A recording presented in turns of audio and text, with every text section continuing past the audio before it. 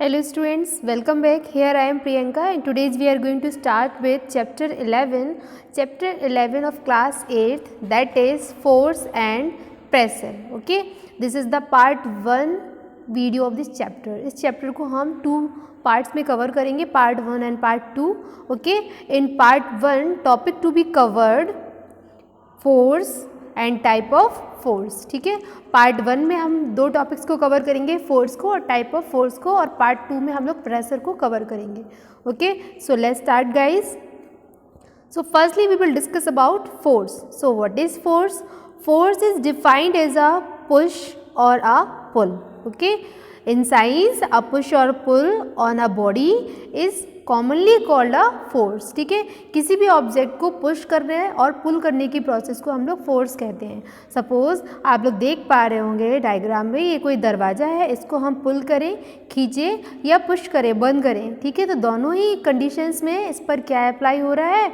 Force. Okay, तो समझ आ रहा है ना फोर्स क्या है? किसी भी ऑब्जेक्ट को, किसी भी बॉडी को हम पुल करें या पुश करें, दोनों ही कंडीशन में उस पर फोर्स अप्लाई होगा और उसी को हम बोलते हैं फोर्स. ठीक है, we can say force is a physical quantity. Force ऐसी क्वांटिटी है, फिजिकल क्वांटिटी है that can change the speed. किसी भी ऑब्जेक्ट पर फोर्स अगर हम लगा रहे हैं तो उसकी स्पीड में चेंज हो सकता है, उसकी स्टेट में चेंज हो सकता है, उसके डायरेक्शन में चेंज हो सकता है और उसके डायमेंशन में भी चेंज हो सकता है. इन सारी चीज़ों में चेंज होगा. अगर किसी भी ऑब्जेक्ट में हम फोर्स अप्लाई कर रहे हैं तो उसकी स्पीड में चेंज हो सकता है, स्टेट में भी हो सकता है, उसके डायरेक्शन में भी चेंज हो सकता है, डायमेंशन में भी चेंज हो सकता है. ओके, तो किस तरीके से चेंज होता है ये हम लोग देखेंगे आगे. ओके, सो नाउ अब हम लोग बात करेंगे the following changes that force can bring. मैंने अभी बताया ना, किसी भी ऑब्जेक्ट पर जब हम फोर्स अप्लाई करते हैं तो उसकी स्पीड में चेंज हो सकता है. तो किस तरीके से स्पीड में चेंज होता है हम लोग देखेंगे. Okay, so change in speed. If someone push you bicycle. जब हम लोग बाइसिकल सीखते हैं ना तो कोई दूसरा व्यक्ति उसको पुल करता है. ठीक है, पीछे से उसको आपको पुश करेगा धीमे धीमे, तो पुश करेगा, अगर पुल करेगा तो साइकिल पीछे की ओर आएगी और उसको धीमे धीमे से पुश करेगा और आप साइकिलिंग करोगे. इट स्टार्ट मूविंग फास्टर, और वो तेज़ चलेगी. अगर कोई पीछे से पुश कर रहा है साइकिल को तो उसकी स्पीड और तेज़ हो जाएगी, और अगर उसको पीछे की ओर खींच रहा है तो उसकी स्पीड क्या? स्लो हो जाएगी. तो इससे प्रूफ हो रहा है ना कि फोर्स से किसी भी ऑब्जेक्ट की स्पीड में चेंज हो सकता है. अगर आप पुल करोगे उसको तो उसकी स्पीड बढ़ेगी. Suppose you can see the diagram. आप देख पा रहे हो यहाँ पर एक बॉय है, वो बॉल को पकड़े हुए. अगर इस बॉल को वो ऊपर की ओर फेंकेगा तो उसकी स्पीड ज़्यादा होगी, और जैसे ही वो नीचे आएगी उसको कैच कर लेगा तो वो रुक जाएगी. तो इसकी स्पीड में चेंज हो रहा है. और सबसे इम्पोर्टेंट बात जो है कि force come in the notice when at least 2 bodies interact. Force apply होने के लिए हमेशा 2 बॉडीज़ की रिक्वायरमेंट होती है. 2 बॉडीज़ जब तक नहीं होगी तब तक फोर्स अप्लाई नहीं होगा. अब चाहे वो बॉडी कांटेक्ट में आ रही हो या वो 2 बॉडीज़ कांटेक्ट में ना आए. ओके, तो फोर्स के लिए हमेशा कितनी बॉडीज़ की रिक्वायरमेंट है? 2 बॉडीज़ की. और ये बॉडीज़ आपस में कांटेक्ट में आकर भी फोर्स अप्लाई कर सकती हैं और कांटेक्ट में बिना आए भी फोर्स को अप्लाई कर सकती हैं. तो ठीक है, तो बात क्लियर हुआ. ठीक है, कि फोर्स के लिए हमेशा 2 बॉडीज़ की रिक्वायरमेंट होती है. तो changes in speed I hope clear हो गया होगा आपको. Next is change in state of body.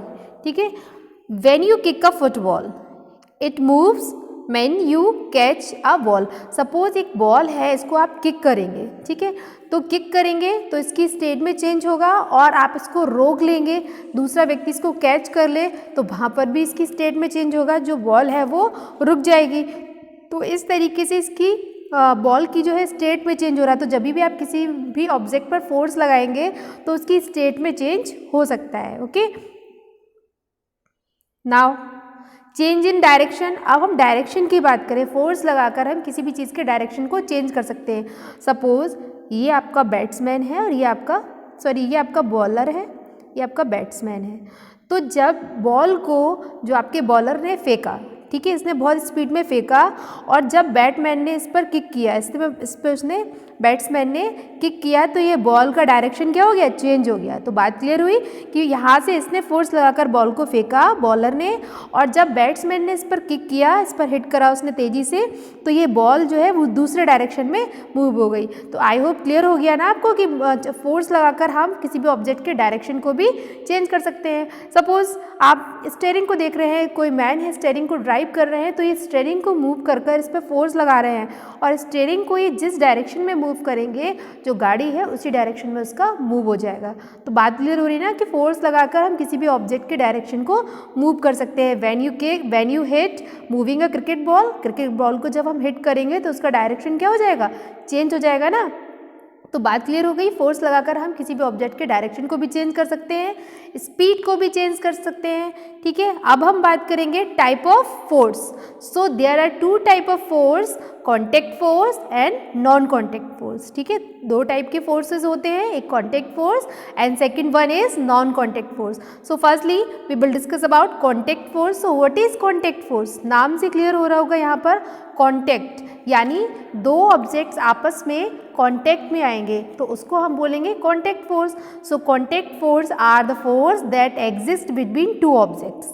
ठीक है, तो force that act only when two bodies physically in contact, इसमें दो बॉडी फिजिकली कॉन्टैक्ट में आएंगी तभी ये फोर्स अप्लाई होगा और इस टाइप के फोर्स को हम बोलेंगे कॉन्टैक्ट फोर्स।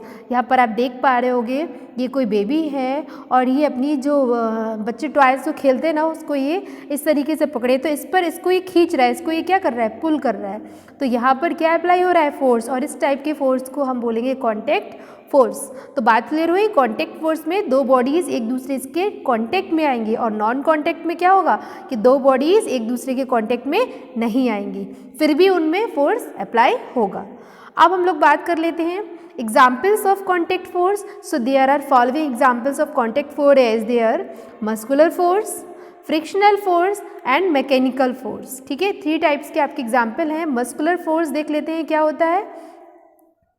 तो मस्कुलर फोर्स हमारा फोर्स एक्सर्ट बाय मसल्स। ठीक है, जो फोर्स हम मसल्स के द्वारा एक्सर्ट करते हैं उसको हम बोलेंगे मस्कुलर फोर्स। ठीक है, it's the force that applied on result of use muscles. Muscular force is used when the pull, push, lift, kick and bend etcetera. किसी चीज़ को हम पुल कर रहे हैं, किसी भी चीज़ को हम पुल कर रहे हैं, लिफ्ट कर रहे हैं, ठीक है, किक कर रहे हैं एंड बैंड कर रहे हैं, तो उस समय जो अप्लाई होगा फोर्स उसको हम बोलेंगे मस्कुलर फोर्स, क्योंकि हम किसके हेल्प से करेंगे, अपनी मसल्स के हेल्प से, अपनी बॉडी के हेल्प से करेंगे ना। जैसे आपका पिकिंग द स्कूल, यहाँ पर आप देख रहे हैं जो आपका बॉय है ये स्कूल बैग को हैंग किए हुए, तो यहाँ पर भी स्कूल बैग को हैंग करने में कौन सा फोर्स अप्लाई हो रहा है, मस्कुलर फोर्स। ठीक है, आप किसी चीज़ को पुल कर रहे हैं तो वहाँ पर भी आपका अप्लाई होगा मस्कुलर फोर्स। लिफ्ट कर रहे हैं तो मस्कुलर फोर्स अप्लाई होगा। आप किसी भी चीज़ को किक कर रहे हैं, बॉल किक कर रहे हैं आपने, जैसे कोई ये बच्चा बॉल को किक कर रहा है तो यहाँ पर भी कौन सा फोर्स होगा, मस्कुलर फोर्स। ठीक है, किसी भी ऑब्जेक्ट को आप बेंड कर रहे हैं तो मोड़ रहे हैं किसी को, तो वहाँ पर भी आपका मस्कुलर फोर्स अप्लाई होगा। तो muscular force of a animal is use to draw craft, कोई चीज़ आप क्राफ्ट कर रहे हैं, ठीक है, craft for transportations, plugging in field, drawing, ठीक है, ये सारी चीज़ें आप कर रहे हो तो उस समय आप कौन सा फोर्स अप्लाई कर रहे हो, muscular force. Okay, now next one is mechanical force. Mechanical force हमारे क्या है देख लेते हैं। फोर्स एक्सर्टेड बाय मशीन्स, ठीक है, फोर्स एक्सर्टेड बाय मशीन्स, जो मशीन्स के द्वारा जो फोर्स लग रहा है उसको हम बोलेंगे mechanical force. When a body moves with the help of machine, जब भी कोई body, when a body moves bye machines, जब भी कोई बॉडी मशीन्स के थ्रू मूव कर रही है तो वहाँ पर जो फोर्स एक्सर्ट होगा that is called mechanical force, क्योंकि ये फोर्स मशीन्स के द्वारा एक्सर्ट हो रहा है तो उसको हम बोलेंगे mechanical force. Suppose a car engine exerted a mechanical force, जो कार इंजन होता है उस पर कौन सा फोर्स लगेगा, मैकेनिकल फोर्स, क्योंकि किसके द्वारा लग रहा है फोर्स, मशीन्स के द्वारा। Due to which the car moves when you hit a nail hammer, जब हम किसी नेल पर हमर को मारते हैं, कोई नेल हमने ली और इससे हमर से हम फोर्स लगा रहे हैं, तो उस समय भी ये आपका जो हमर है वो फोर्स लगा रहा है इस नेल पर, इस कील पर, ठीक है। तो यहाँ पर जो फोर्स अप्लाई होगा दैट इज़ मैकेनिकल फोर्स, ठीक है। अब यहाँ पर हम बात करेंगे turbines of hydel power station. Hydel power station में जो मशीन्स फोर्स लगाती हैं, क्योंकि ये फोर्स किसके द्वारा लग रहा है, मशीन्स के द्वारा, इसीलिए इसको बोलेंगे मैकेनिकल फोर्स। तो आई होप क्लियर हो गया होगा। जब भी कोई मशीन्स के द्वारा एक फोर्स एक्सर्ट होता है that is called mechanical force. अब ड्राइविंग द कार हो सकता है इसमें, हिटिंग अ नेल विथ हमर, ठीक है, हमर के द्वारा नेल पर आप हिट करेंगे तो भी वहाँ पर मैकेनिकल फोर्स ही अप्लाई होगा। अब हम लोग बात करेंगे फ्रिक्शनल फोर्स की। तो फ्रिक्शनल फोर्स क्या है? Frictional force opposing force that opposes the motion. जिस साइड में मोशन हो रहा हो उसके हमेशा अपोजिट डायरेक्शन में ही फ्रिक्शन, अगर मोशन इस तरफ को है, ठीक है, मोशन इस तरफ को है तो आपका जो फ्रिक्शनल फोर्स है वो उसके अपोजिट डायरेक्शन में ही लगेगा, ठीक है।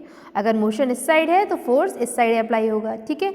तो opposite force opposes the motion, ठीक है, of a body over surface a another body. किसी एक बॉडी के मोशन के अपोजिट डायरेक्शन में ही हमेशा फ्रिक्शन फोर्स लगेगा। कोई भी बॉडी जिस साइड मोशन कर रही है उसके अपोजिट डायरेक्शन में ही फ्रिक्शन फोर्स अप्लाई होगा। एंड फ्रिक्शन फोर्स को डीपली हम नेक्स्ट चैप्टर में कवर करेंगे, क्योंकि हमारा नेक्स्ट चैप्टर ही फ्रिक्शन फोर्स है। तो इस वीडियो में या इस चैप्टर में हमें केवल इतना ही समझना है कि जो फ्रिक्शन है वो मोशन के हमेशा अपोजिट वर्क करता है। अगर जिस साइड आपका मोशन है उसके अपोजिट डायरेक्शन में ही फ्रिक्शन लगेगा, क्योंकि ऑब्जेक्ट को रोकने के लिए फ्रिक्शन फोर्स की रिक्वायरमेंट होती है। और the branch of science, science की उस ब्रांच को फ्रिक्शन कहते हैं। किसको कहते हैं? The branch of science that studies friction. The branch of science, the branch of science that studies friction is called tribology, ठीक है, ट्राइबोलॉजी, ठीक है। Study of friction is known as tribology, okay. Now next force is non contact force. अभी तक हम लोग clear कर रहे थे कॉन्टेक्ट फोर्स को। कॉन्टेक्ट फोर्स में हमने 3 एग्जाम्पल्स डिस्कस करे हैं, muscular force, frictional force and last mechanical force. अब हम लोग बात करेंगे नॉन कॉन्टेक्ट फोर्स की। तो forces that act when hit bodies are not physically contact. मैंने प्रीवियसली भी बताया कि नॉन कॉन्टैक्ट फोर्स में 2 बॉडीज आपस में फिजिकली कॉन्टैक्ट में नहीं आती हैं, ठीक है। और इस non contact force is also known as invisible force. इसको इनविजिबल फोर्स भी बोल सकते हैं, ओके, क्योंकि ये फोर्स आपको दिखाई नहीं देगा, 2 ऑब्जेक्ट आपको सामने सामने दिखाई नहीं देंगे, लेकिन फिर भी फोर्स अप्लाई होगा, क्योंकि इसमें 2 बॉडीज आपस में फिजिकल कांटेक्ट में नहीं आती हैं और फोर्स फिर भी अप्लाई होता है।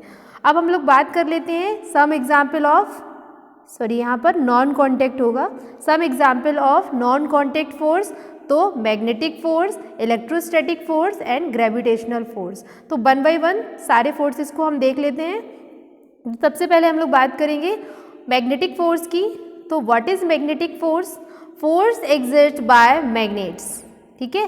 जब फोर्स मैग्नेट्स पर या आयरन ऑब्जेक्ट्स पर अप्लाई हो रहा हो तो उसको हम बोलेंगे magnetic force. In other way the force exerted by magnet और अनदर मैग्नेट और any magnetic substance like iron, cobalt with in its magnetic field is called magnetic field, ठीक है। जब भी कोई आयरन ऑब्जेक्ट पर फोर्स अप्लाई हो रहा है तो वहाँ पर कौन सा फोर्स अप्लाई होगा? Magnetic force. और हम लोगों ने पढ़ रखा है मैग्नेट्स में 2 पोल्स होते हैं, north pole and south pole. North and south pole जब आपस में आएंगे तभी अट्रैक्शन होगा, तभी इनमें क्या शो होगा? अट्रैक्शन। अदरवाइज अगर north pole and north pole आपस में आएंगे सामने तो यहाँ क्या शो होगा? रिपल्सन, ठीक है। यहाँ पर रिपल्सन शो होगा। तो बात क्लियर हुई। मैग्नेट्स में हमेशा दो पोल होंगे, दो पोल होते हैं north pole and south pole. North and south pole जब आपस में अट्रैक्ट होंगे तभी यहाँ पर अट्रैक्शन शो होगा, अदरवाइज नॉर्थ पोल अगर सामने है तो वहाँ पर रिपल्सन की प्रोसेस होगी। तो use in extracting sharp iron from the garbages, जैसे कोई गार्बेज पड़ा है यहाँ आप देख पा रहे हो ना डायग्राम में, तो इसमें आयरन नील को सेपरेट करने के लिए हम लोग मैग्नेटिक फोर्स यहाँ पर अप्लाई करेंगे। तो यहाँ पर जितने भी आयरन की यूटेंसिल्स या जो भी आपके गार्बेजेस पड़े हैं उन सबको आप सेपरेट कर सकते हैं ताकि उनकी दोबारा से रिसाइकलिंग हो सके। Okay, now electrostatic force. Electrostatic force क्या है? तो what is electrostatic force? Force of attraction और repulsion exerted between the charge particles. यहाँ पर चार्ज पार्टिकल्स आपस में अट्रैक्शन एंड रिपल्सन शो करेंगे। तो चार्ज पार्टिकल्स कितने हैं? दो टाइप के पार्टिकल्स चार्ज पार्टिकल्स होते हैं आपके, दो टाइप के चार्ज पार्टिकल्स होंगे, positive and negative. Negative charge particles and positive charge particles. तो जब negative and positive charge particle आपस में आपस में होंगे तो ये दोनों क्या शो करेंगे? अट्रैक्शन शो करेंगे। क्या शो करेंगे? अट्रैक्शन।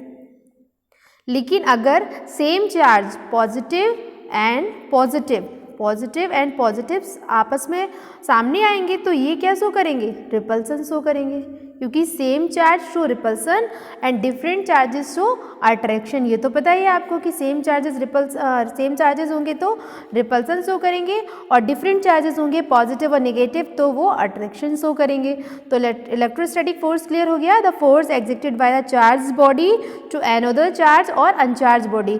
एक चार्ज बॉडी दूसरी अनचार्ज बॉडी की तरफ अट्रैक्ट होगी, यानी पॉजिटिव एंड नेगेटिव की तरफ अट्रैक्ट होगी। ये चार्ज बॉडी भी हो सकती है और या एक बॉडी चार्ज हो दूसरी अनचार्ज बॉडी भी हो सकती है। तो बात क्लियर हो गई। Like a magnet a charge body also has a field in influence with which exert the force.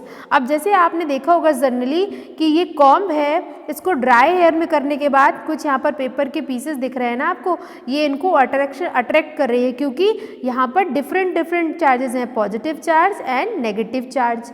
तो यहाँ पर अट्रैक्शन से हो रहा है। अगर सेम चार्जेस होते तो क्या शो होता है? रिपल्सिव नेचर शो करते हैं वो। तो between same charges repulsive and between opposite charges attractive. बात क्लियर हुई। सेम चार्जेस होंगे तो अट्रैक्शन शो नहीं होगा और डिफरेंट चार्जेस होंगे तो अट्रैक्शन शो होगा। Now next gravitational force. ठीक है, ग्रेविटेशनल फोर्स क्या होता है? देखिए ग्रेविटेशनल फोर्स कभी भी रिपल्सन शो नहीं करता है। ठीक है, क्या नहीं करता है? Doesn't show repulsion.